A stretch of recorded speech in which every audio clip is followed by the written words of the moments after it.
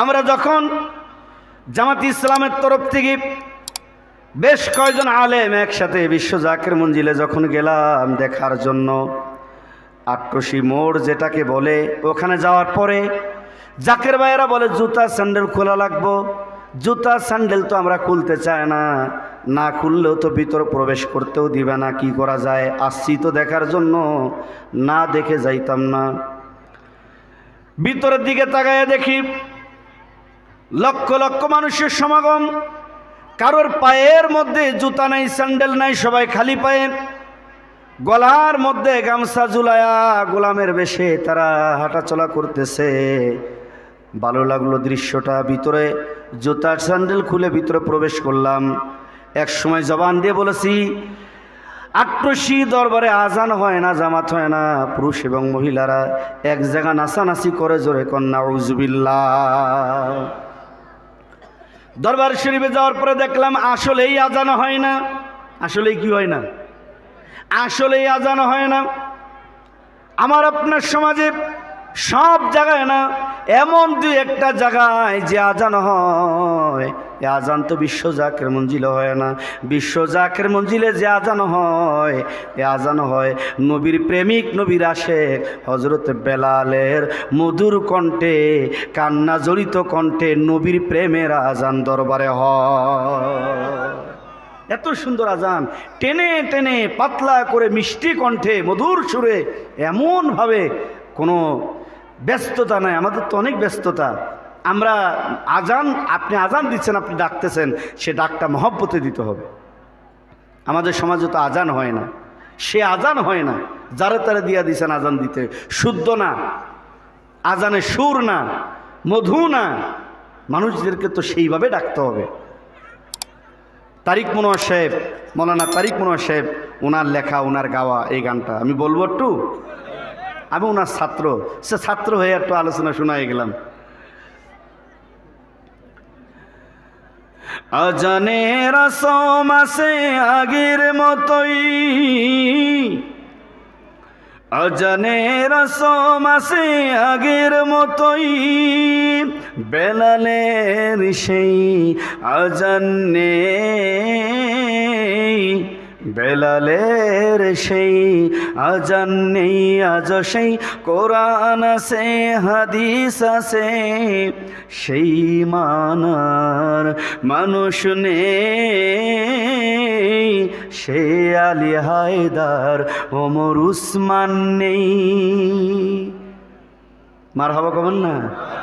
মধুর কণ্ঠে আজান হলো, পুরা দরবারটা নীরব হয়ে গেছে। ভিতরে প্রবেশ করলাম, মসজিদের ভিতরে বসে আছি আমরা, জামাত ইসলামের কয়েকজন আলেম ভাইয়েরা, ওনারা এখনো বেঁচে আছেন। আমরা বসে আছি, দেখলাম যে এরা তো নামাজ পড়ে না। আসলেই দরবারে নামাজ হয় না। এক মুরব্বীরে জিজ্ঞালাম, ভাই নামাজ পড়বেন না? কয় ভিতর তো হুকুম আসবে, তারপরে নামাজ হবে। কিছু সময় পরে দেখি মাইক এরকম টুকা দিচ্ছে। টুকা দেওয়ার পরে বলতেছে যে নিয়ম বলে একামত দেন। দেখি একজনে দাঁড়ায় বলতেছে, কাতার সোজা করে দাঁড়ান, খেয়াল আপন আপন কালবে ডুবান, খেয়াল কালবে কাল আল্লাহ দিক, আল্লাহ দেখতেছেন সকলের দিলের হাল। মুফতি বদরুজ্জামান কাসেমি বলতেছে, ভাই কি মন্তর কয়? বললাম, ভাই আট্রসি দরবারে বিরোধিতা তো আমরা করি, একটু শুনি না কি মন্তর কয়। তখন শুনলাম বলতেছে, নামাজে যদি আল্লাহ মনে না থাকে, কাহাকে সিজদা করতেছেন চিন্তা করিয়া বুঝেন। মুখে আল্লাহর নাম, অন্তরে দুনিয়ার জল্পনা কল্পনা, এমন নামাজে কি ফল? দেখলাম তো নামাজ তো শিখায়।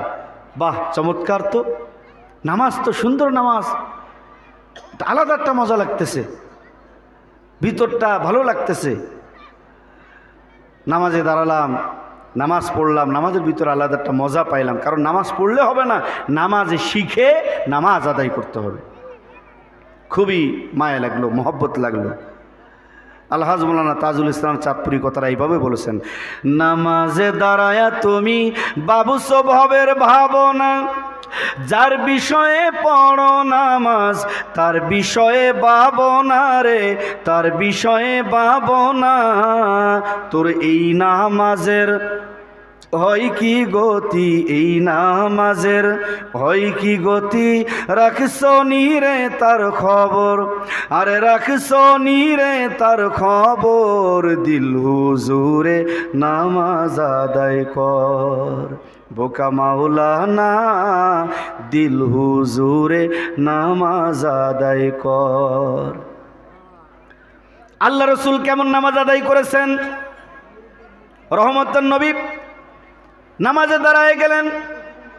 নামাজ শেষে যিনি ইসলামের দ্বিতীয় খলিফা, 10 বছর বেশি যিনি খেলাফতের দায়িত্ব পালন করেছেন, খলিফাতুল মুসলিমিন হযরত ওমর রাদিয়াল্লাহু তাআলা আনহু, তিনি বলতেছেন, ইয়া রাসূলুল্লাহ, ইয়া হাবিবাল্লাহ, দয়ার নবী গো, কিছুক্ষণ আগে আপনি স্বাভাবিক ছিলেন, এখন দেখি আপনার চেহারা মুবারক লাল হয়ে গেছে।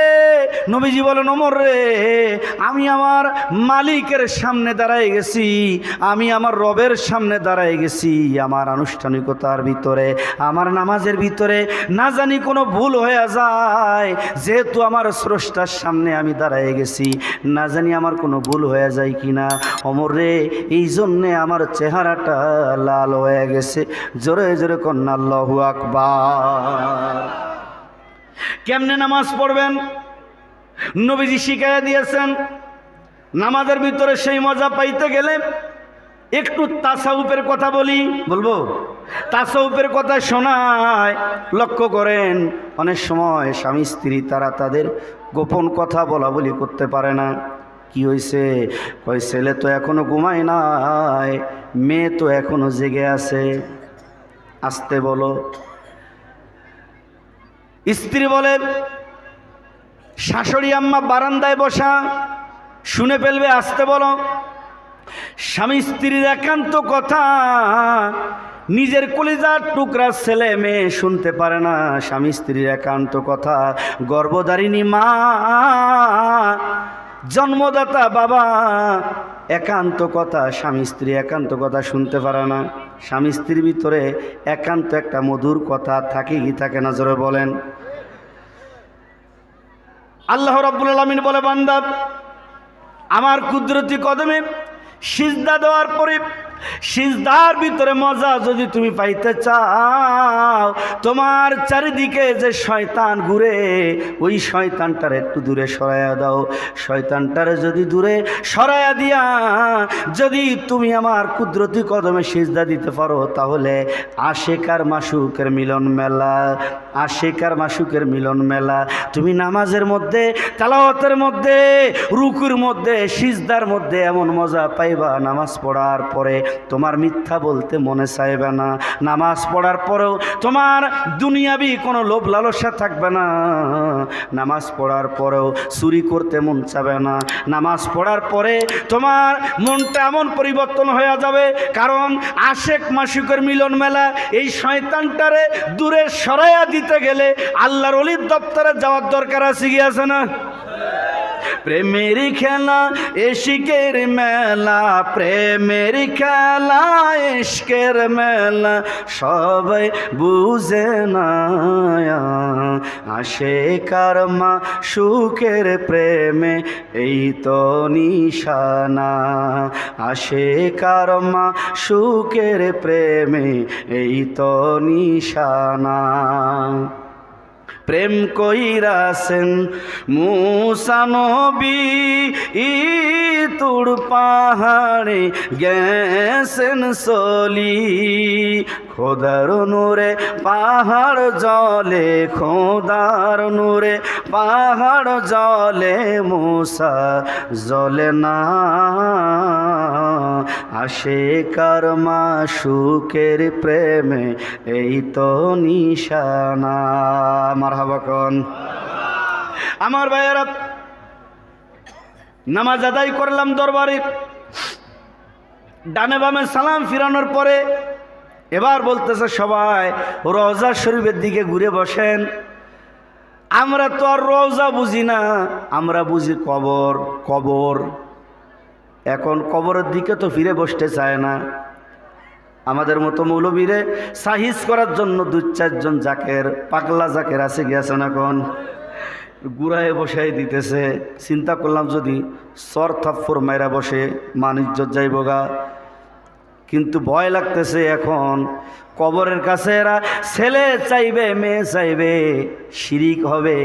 আর শিরিক করলে মুশরিক হইলে তো ইমান থাকবে না, আমলও তার থাকবে না, সব শেষ। এখন ভয় পাচ্ছি, কি করব এখন? উঠে যাইতেও পারতেছি না, আবার অন্যদিক ফিরেও বসতে পারতেছি না। কি একটা বিপদ! আমাদের ইমানও গেছে, আমলও গেছে। ঘুরে বয়া রইছি। খতিব সাহেব কবরের দিকে ফিরে উনি হাত তুলে দোয়া করছেন। দেখলাম আগে তাদের লাইনে থাকতে মুনাজাত করতাম, আল্লাহ আব্বারে মাফ করে দাও, মারে মাফ করে দাও। কিন্তু আট্টসি দরবারে আজানের মধ্যে শিক্ষা, নামাজের মধ্যে শিক্ষা, মুনাজাতের মধ্যে শিক্ষা। হাত তুলে বলতেছে এরকমভাবে, প্রভু গো, আমরা যে নামাজ আদায় করেছি, আমরা মানুষ, মানুষের ভুল অস্বাভাবিক, সমস্ত ভুল বেয়াদবি ক্ষমা করে আমাদের নামাজ কবুল করো। সবটুকানি কোটি কোটি গুণে বাড়ায়া সমস্ত নবীদের নবী, রাসূলদের রাসূল, কাবার ও কাবা, দয়ার নবী, মায়ার নবী, এতিম নবীজির পবিত্র রওজা মুবারকে আমাদের তরফ হইতে সব দয়া করে নজরানা পৌঁছায়া দাও। জোরে বলেন আমিন। দেখলাম মুনাজাতের ভিতরে শিক্ষা। আগে তারা নবীজির রওজায় সব রেসানি করলো, এরপরে দেখলাম তারা পীরের কাছে, কবরের কাছে ছেলেও চায় না, মেয়েও তারা চায় না, তবে ওসিলা দিয়া তারা দোয়া করতেছে, আল্লাহ আমরা তোমার ওলিও বন্ধুর কদমে এসেছি, তার ওসিলায় তুমি আমাদের ব্যবসা বাণিজ্যের মধ্যে বরকত দাও, তুমি আমাদের যাদের চাকরি হয় না তার ওসিলা আমাদের চাকরি দিয়া দাও। ওসিলা দিয়া দোয়া করতেছে। আমরা তখন দেখলাম আমাদের ইমানও যায় নাই, আমলও যায় নাই, বরঞ্চ ইমানের ভিতরে পরিপূর্ণ ইমান আইসা গেছে। তাহলে ভুল বুঝলে কি হবে? আমাদের ধারণা কি ছিল? ভুল ছিল। ধারণা কি ছিল? ভুল ছিল। কিন্তু ভিতরে না গেলে তো বুঝতাম না। ভিতরে যাওয়ার পরে দেখলাম যে না, যেখানে আজান হয়, এত সুন্দর আজান যেখানে হয়, এত সুন্দর নামাজ যেখানে হয়, এত সুন্দর মুনাজাত যেখানে হয়, আমার ভাইয়েরা সেখান থেকে মুনাজাত করে ভিতরে হাঁটাচলা করতেছি। ওই যে জুতা স্যান্ডেল খুলতে চাইছিলাম না, শরম লাগতেছিল, কিন্তু এখন দেখি যত হাঁটাচলা করি শরীর পাতলা লাগে, হালকা লাগে। চিন্তা করলাম আট্টসিত তো জিন আছে, জিনের কারবার, তো জিন লাগলে তো মানুষের শরীরটা ভারী হয়, এখানে যত হাঁটাচলা করি ততই দেখি পাতলা হয়। কারণ কি? মনে পড়ে গেল হাজের আসওয়াদ, আসওয়াদের মধ্যে চুমা দিলে গুনাহ জইরা যায়। চুমা যদি দিতে নাও পারো, দূর থেকে বিসমিল্লাহি আল্লাহু আকবার বলে হাত উঁচা করলে গুনাহটাই না নিয়ে যায়। আর রেল লাইনের পাথরের মধ্যে চুমা দিলে পিসাবের গন্ধ পাওয়া যাইবে না? যাইবে না? আপনিও মানুষ, নবীও মানুষ। হাজের আসওয়াদের পাথর পাথর, রেল লাইনের পাথর পাথর, বাজান রে পাথরে পাথরে বেশম আছে। আমার ভাইয়ারা, এই জমিনটা ধন্য। হাজার হাজার আউলিয়া কেরামগণের চরণখানি এই দরবারে পড়েছে। ফুরফুরা থেকে খেলাফত প্রাপ্ত এই দরবারে বাহাস করার জন্য আসছে। আমার ভাইয়েরা, কায়েদ সাহেব হুজুর রহমতুল্লাহ আলাইহি সারসিনা থেকে উনি আসলেন। এরপরে মাওলানা আলহাজ মাওলানা সৈয়দ আমিনুল ইসলাম রাজাপুরী, উনিও খেলাফত প্রাপ্ত, উনি আসলেন এই দরবার শরীফে। খেলাফত প্রাপ্ত তারা আসলেন। আসার পরে কেবলাজান হুজুরের এই সুন্দর দরবার শরীফ দেখার পরে, হুজুর পাকের কদমে যাওয়ার পরে তারা হুজুর কেবলাজানের সাথে কথা বলে তারা মুগ্ধ হয়ে গেলেন। তারা বললেন, আমরা খেলাফতি চাই না, আমরা আপনার কদমে মুরিদ হইতে চাই, আমাদের মুরিদ বানান। হুজুরের কদমে মুরিদ হইয়া আমাদের মতো, তারা খেলাফত প্রাপ্ত হইয়া আমাদের মতো মুরিদ হয়ে গেছে এই দরবারে পরিবেশগুলা দেখা আমার ভাইয়েরা কেবলাজান হুজুরের সাথে কথা বলার পরে তারা অলি তো অলি চিনে, বুঝছে এখানে যেহেতু আল্লাহর অলিগণের চরণখানি পড়েছে এই জমিনটা বড় ধন্য, যার কারণে খালি পায়ে যত হাঁটা চলা করি ততই গুনাহ ঝরতেছে, ততই ভালো লাগতেছে, নিজেদের ভিতরে আলাদা একটা শান্তি লাগতেছে। গোটা দরবারটা ঘুরে ঘুরে দেখলাম, ওই যে কবরের দিকে ফিরে বসতে চায় না, এটা কিন্তু সুন্নি ভাষায় না, ওই ভাষায় বলতেছে আর কি, আপনারা আবার মাইন্ডে নিয়েন না। ওই যে কবরের দিকে ফিরে বসতে চায় না, কি করতাম, ঘুরতেছি এমন সময় স্মরণ হয়ে গেল, তাকায় দেখলাম আহারে 4-5টা কুকুর একসাথে খাজা বাবার রওজা শরীফের দিকে মাথা দিয়া ঘুমাইতেছে। আমরা বলতেছি আমরা তো রওজার দিকে ফিরে বসতে চাইলাম না, শিরিক হবে, বেদাত হবে, যার কারণে। কিন্তু এই কুকুরগুলি কোন মাদ্রাসায় পড়লো, কোন মুফতি সাহেবের ছাত্র, কে তারা শিখিয়ে দিল? আসহাফে কাহাফের ঘটনা যদি আপনারা পড়েন দেখবেন সেখানে কুকুর আল্লাহর অলিকে পাহারা দেওয়ার কারণে এই কুকুরটাও আল্লাহর জান্নাতে যাবে। জোরে বলেন সুবহানাল্লাহ। কুকুর হইয়া আল্লাহর অলি চিনে, মানুষও আল্লাহর অলি চিনে, তবে কিছু মানুষ আল্লাহর অলিকে চিনতে চায় না।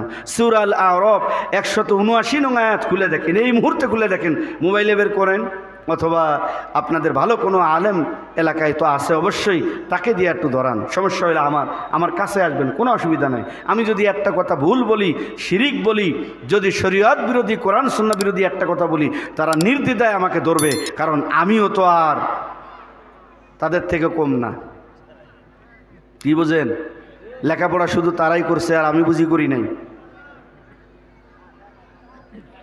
আমার ভাইয়েরা, সমাজের মাঝে কথা বলতে হবে, সত্য সঠিক কথা বলতে হবে। সূরা আল আরাফের 179 নং আয়াতে আল্লাহ তাআলা বলতেছেন, সূরাতুল আরাফ মাক্কিয়াতুন বিসমিল্লাহির রাহমানির রহিম লাহুম কুলুবুন লা ইয়াফকাহুনা বিহা ওয়া লাহুম আ'য়ুনুন লা ইউবসিরুনা বিহা ওয়া লাহুম, আল্লাহু আকবার, আল্লাহ তাআলা বলতেছেন লাহুম কুলুবুন লা ইয়াফকাহুনা বিহা, হৃদয় থাকিতেও যারা বুঝবে না, এই হৃদয় আছে, হৃদয় থাকিতেও যারা বুঝবে না, চক্ষু থাকিতেও যারা দেখবে না, কর্ণ থাকিতেও যারা শুনবে না, আল্লাহ তাআলা বলছেন এরা 4 পায়ে জানোয়ারের মতো। কিসের মতো? জোর বলেন, কিসের মতো? 4 পায়ে জানোয়ারের মতো। শুধু তাই নয়, আল্লাহ বলেন বালহুম আযল, বরঞ্চ এরা 4 পায়ে জানোয়ারের থেকেও নিকৃষ্ট। নাউযুবিল্লাহ, জোরে বলেন। আমি দেখলাম এই কুকুরগুলিকে কে শিখাইয়া দিল? এই যে জিকির নিয়ে উল্টাপাল্টা কথা বলেন, ঠাট্টা মস্কারি করেন, একটা সামা দিয়া, একটা গজল দিয়া, কত রকমভাবে রং তামাশা করেন। এই যে জিকির, আমি বলবো যেই হুজুরে জিকির নিয়ে রং তামাশা করে, এই হুজুরের বাড়িতে বাচ্চা যদি কান্না করে, আমি ওই হুজুরকে প্রস্তাব দিব, জিকির বিরোধী তাদের প্রস্তাব দিব, তাদের আমি বলবো যে দেখেন, কোনো তেল পড়া, পানি পড়া, তাবিজ, এগুলো তো আমার খাজা ফরিদপুরি দেয় নাই। আমার পীর তো তিনি তেল পড়া পীর, পানি পড়া পীর, তাবিজ দেয়া পীর তিনি তো ছিলেন না। আমার ভাইয়েরা, তিনার জবানে যাহা বলেছেন তাহাই হয়েছে। তিনি ছিলেন অরিজিনাল আল্লাহওয়ালা, আল্লাহর জবানের জবান, তার ভিতরে এমন তাসির ছিল। আমার প্রাণের ভাইয়েরা, আমি হুজুরের কদম ধরে আপনাদের মাঝে বলতে চাই, শোনেন, তেল পড়া পানি পড়া লাগতো না। আপনার বাচ্চা রাত্রে ঘুমায় না, আপনার বাচ্চা কান্নাকাটি করে, আপনার বাচ্চা বিরক্ত করে, একটু জিকির লাগাই দিবেন। মৌলভী ফরহাদ সাহেবের জিকির অথবা পরশমণির জিকির, এরকম ভালো যারা ভালো তাসিরপূর্ণ গজল যারা গাইছে তাদের গজলগুলা লাগাই দিবেন, দেখবেন আপনার বাচ্চা এভাবে ডুলতেছে। আপনাদের বাড়িঘরে এটা পরীক্ষা করে দেখবেন। জাকেরদের বাড়িঘরে 2-4 জনের নাতি এরকম আছে না? 2-4 জনের আছে না এরকম? তো এই বাচ্চাদের কে শিখাইলো? ডলে জিকির করতেছে, এইভাবে জিকির করতেছে, জিকির চালায় দিলে সব ঠান্ডা। কোনো তেল পড়া পানি পড়া লাগছে, বাচ্চাটা ঠান্ডা হয়ে গেছে। সুতরাং আমরা যদি সত্য কথা বলতাম, এই ভারত উপমহাদেশে লক্ষ লক্ষ আলেম, আমরা যদি সত্য প্রকাশ করতাম, দলের হওয়ার দরকার নাই, কিন্তু আমরা যদি সত্যটা প্রচার করতাম, সত্যটা যদি বলতাম, এই ভারত উপমহাদেশে লক্ষ লক্ষ আলেমদের মাঝে তাদের ভিতর থেকে আমার মনে হয় কয়েকশো আলেমের মাজার হতো ভারত উপমহাদেশে, ঠিক কিনা বলেন? অথচ এই ভারত উপমহাদেশে কয়জন আলেমের মাজার আছে বলেন? আপনার বলেন কয়জন বড় বিশাল বড় আলেম, কয়জন পীর হইছে গণ? অথচ মুফতি মুহাদ্দিসের অভাব আছে, ঘরে ঘরে মুফতি।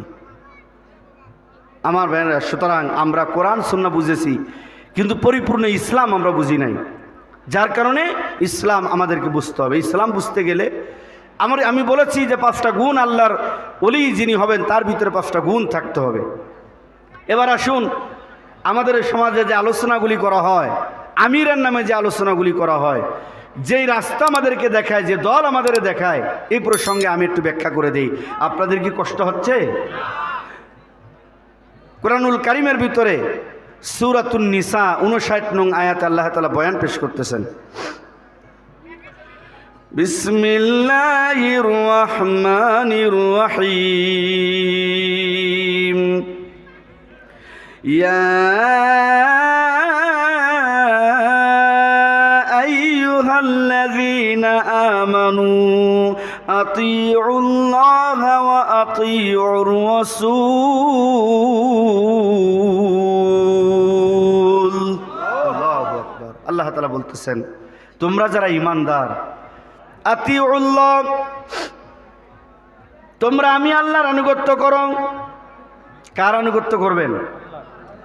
আমরা বললাম রব, তুমি তো আমাদের রব, তুমি আমাদের স্রষ্টা, তুমি আমাদের রিজিক দাতা, আইন দাতা, বিধান দাতা, তুমি আমাদের পালন কর্তা, অবশ্যই আমরা তোমারই আনুগত্য করব। আল্লাহ বলেন আমার আনুগত্য তো করবেই। আমার আনুগত্য হাকিকতে এটা বাস্তবায়ন করতে হইলে আল্লাহ বলেন ওয়া আতিউর রাসূল, আমার রাসূলের আনুগত্য করা লাগবে। রাসূলের আনুগত্য যদি বাস্তবায়ন করতে হয়, তোমাদের আমির যারা, তোমাদের মাঝে তোমাদের আমির যারা, আলেম যারা, উলামা যারা, আমার হাবিবের নায়েব যারা, আমার হাবিবের ওয়ারিশ যারা, তোমরা কি করো? তাদের আনুগত্য করো। আমার ভাইয়েরা, এখানে প্রথমে তো আমরা পাই তাওহীদ, এরপরে রিসালাত, এরপরে আমরা পাই বেলায়াত। হযরত আবু বকরের ভিতরে হযরত আবু বকর সিদ্দিক রাদিয়াল্লাহু তাআলা আনহু, তিনি ইসলামের প্রথম খলিফা। খলিফা হওয়ার আগে তেনার ভিতরে ছিল বেলায়াত। কি ছিল? বেলায়াতের মাকামে যাওয়ার পরে এই বেলায়াতের স্তর উনি যখন অর্জন করেছেন, উনি খেলাফতের এই স্তর পেয়েছেন। আমার ভাইয়েরা, এরপরে বেলায়েতের মাকাম হযরত ওমর, বেলায়েতের মাকাম এমনভাবে তিনি অর্জন করেছেন, রহমতের নবী বলেছেন আমার পরে যদি কোনো নবী হতো আল্লাহ তাআলা হযরত ওমরকে নবী বানায়া দিতেন। সুবহানাল্লাহ।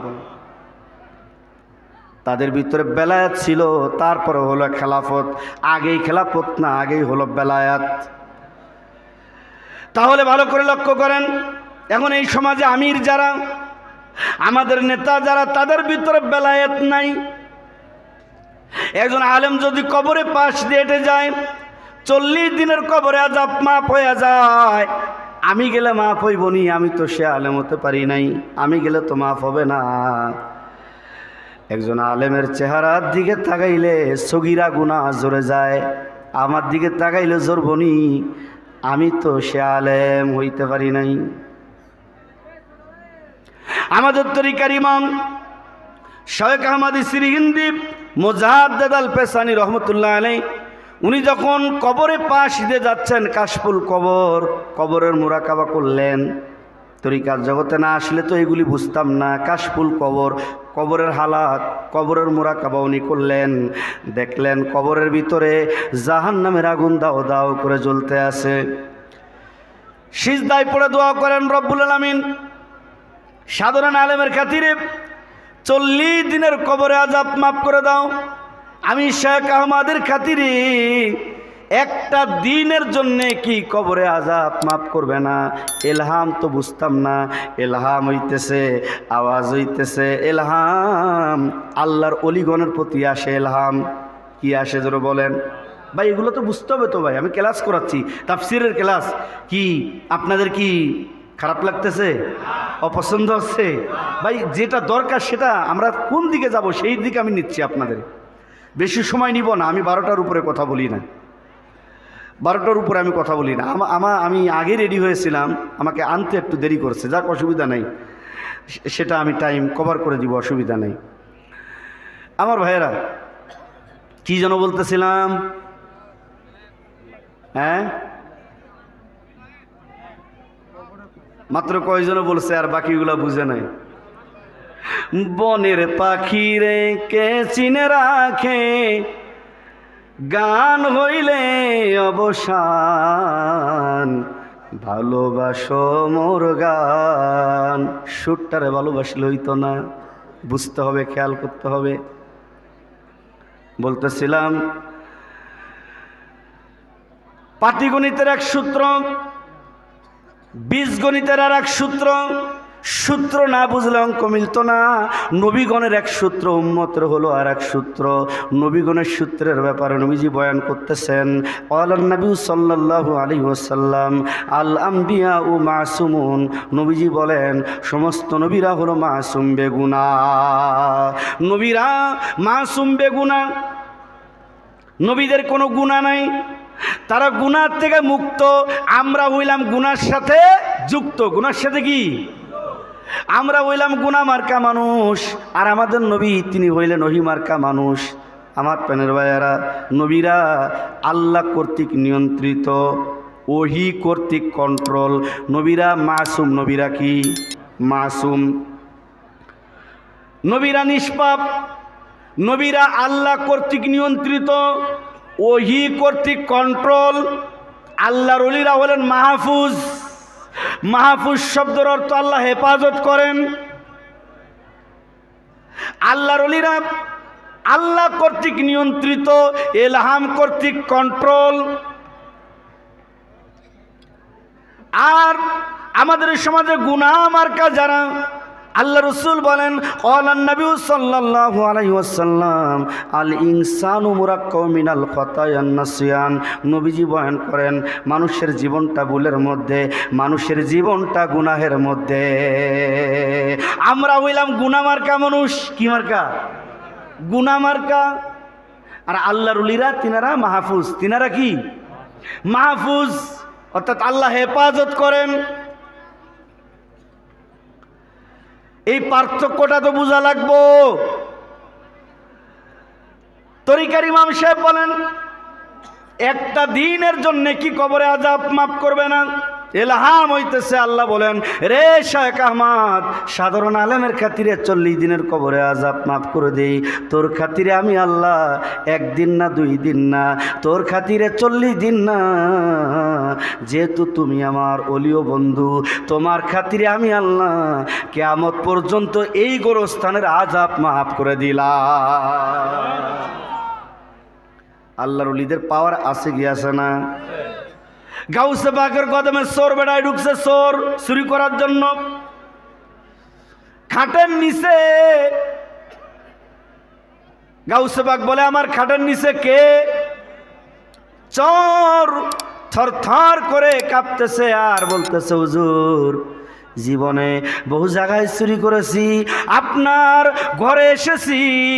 এই সমাজে বহু বড় বড় হুজুরেরা আছে, বহু বড় বড় মুফতি সাহেবেরা আছে, কত সুন্দর বাড়ি গাড়ি, কত সুন্দর বাড়ি গাড়ি। কিন্তু আপনার ঘরে আইলাম, কোনো মাল সামানা নাই, ঘরে কোনো খাবার নাই, পীর ফকিরের দরবার। কয়দিন আগের রুটি শক্ত হয়ে গেছে, চোর বেটা খাইতেও পারে না। চোর কয় কিছুই যখন পাইলাম না,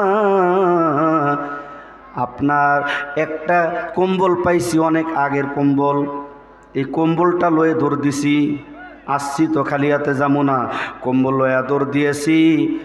কম্বল আমি যত দূর যায় কম্বল ততই লম্বা হয়।